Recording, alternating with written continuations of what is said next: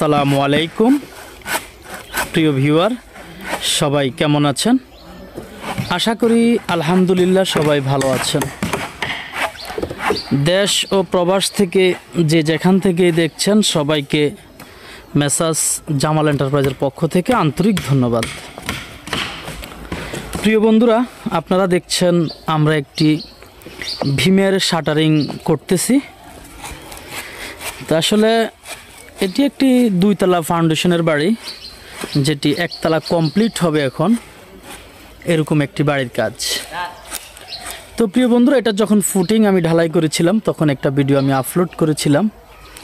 এখন আমরা ভীমগুলো শাটারিং করে সুতা করতেছি।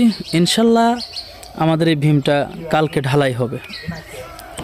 তো প্রিয় বন্ধুরা, খেয়াল করে দেখেন, এটা হচ্ছে রড বাইন্ডিংটা।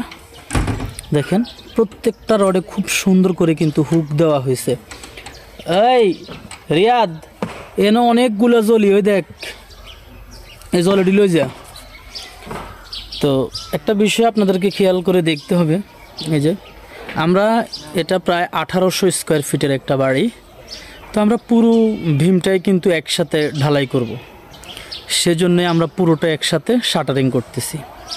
তো প্রিয় বন্ধুরা, বিম শাটারিংয়ের ক্ষেত্রে আজকে একটা জিনিস আমি আপনাদেরকে দেখাই। এই যে দেখেন, আমরা যে বোর্ডগুলো লাগিয়েছি সেগুলো কিন্তু এই যে কলমের এখানে এসে কিন্তু আর আমরা বোর্ডগুলো লাগাই নাই। কিন্তু আমরা অনেক জায়গাতেই দেখি যে এই কলমের বোর্ড সহ একসাথে মেরে দেওয়া হয়। তো এটা হলে কি হয়, আপনার কলমটা গ্রেড বিমের বটনে শেষ হয়ে যায়। তো এতে করে যখন আমরা এই যে রডের গোড়ায় হুক দিব এবং কলমের গোড়াগুলা, তখন কিন্তু এটা অনেক সমস্যা তৈরি করে। সেজন্য কলমটা ঠিক যেভাবে নিচ থেকে উঠে এসেছে, ঠিক বিমের টপ পর্যন্ত একইভাবে কলমটা উঠে আসবে। তার মানে বিম থেকে কলমটা এখানে 1 ইঞ্চি বেশি ঢালাই হবে। তো সেজন্যই আমরা এইভাবে রেখেছি। আর এইভাবে নিয়ম কিন্তু এইভাবে রাখাই। দেখেন প্রত্যেকটা কলমের জায়গায় আমরা গ্যাপ রেখেছি। আমরা যখন ওই বোটের উপর আরও একটা বোট লাগাবো তখন এটা 1 ইঞ্চি অটোমেটিকলি 1 ইঞ্চি বেশি ঢালাই হবে।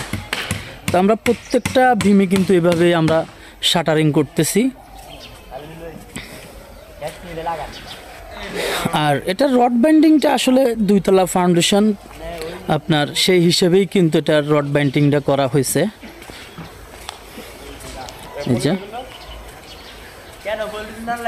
হ্যাঁ, একটা সিমেন্টের বস্তা মারে দে, একটা সিমেন্টের বস্তা মারে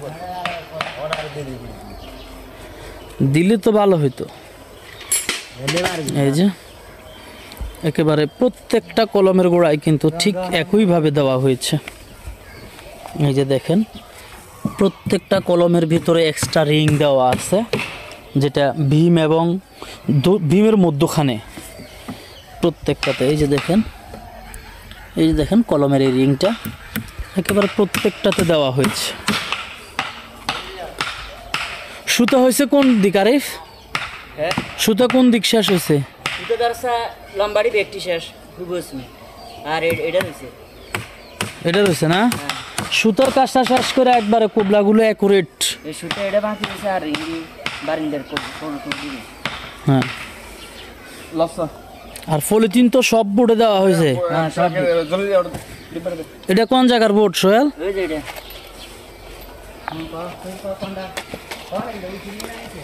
তো আপনারা এখানে আরেকটা বিষয় খেয়াল করবেন, এই যে আমরা বারান্দাগুলোতেও কিন্তু একসাথে ভীম দিয়ে দিচ্ছি।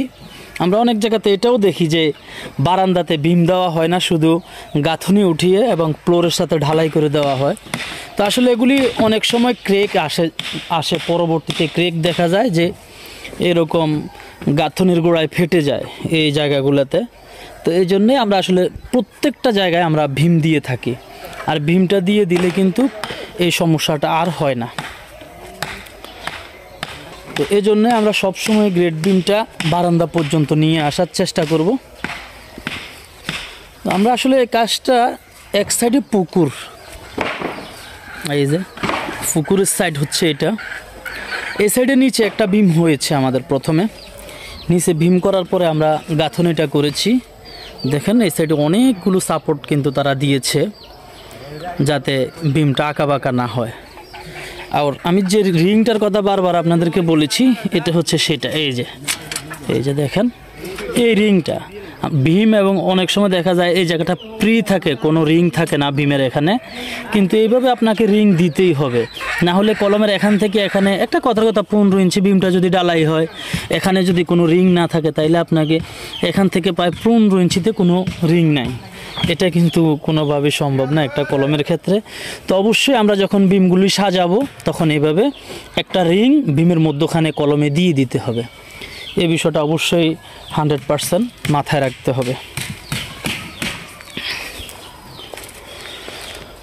তো আমরা এই কাজটা আজ থেকে প্রায় 15 থেকে 20 দিন হবে আমরা কাজটা শুরু করেছিলাম।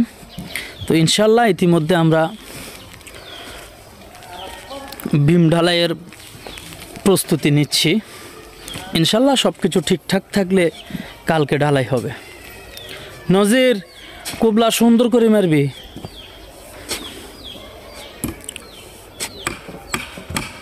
আপনারা দোয়া করবেন আমরা যাতে খুব সুন্দরভাবে ঢালাইয়ের কাজটা শেষ করতে পারি। তো সবাই ভালো থাকবেন এবং সুস্থ থাকবেন, আর সেই সাথে যে যেখানেই কাজ করাবেন অথবা করেন অবশ্যই কাজের গুণগত মানটা ঠিক রাখার চেষ্টা করবেন। দেখেন এই যে আমরা পলিথিনটা দিয়েছি, এটার কারণে হচ্ছে ঢালাইয়ের পানি যাতে আউট না হয়ে যায়, ঢালাইয়ের পানিটা যাতে ঢালাইয়ের ভিতরেই থাকে, সেজন্যই কিন্তু এভাবে দেওয়া হয়েছে। তো আমাদের আরও কিছু কাজ বাকি আছে, কলমে এখনও উপরে রিং দেওয়া হয় নাই, ইনশাল্লাহ এগুলো দেওয়া হবে। প্রত্যেকটা কাজ সুন্দরভাবে করার পরে আমরা ঢালাইটা শুরু করব। তো ইনশাল্লাহ আপনাদেরকে আবার ঢালাইয়ের ভিডিওটাও দিব, আপনারা দেখবেন। তো সবাই ভালো থাকবেন, সুস্থ থাকবেন, দেখা হবে নতুন কোনো ভিডিওতে। আসসালামু আলাইকুম।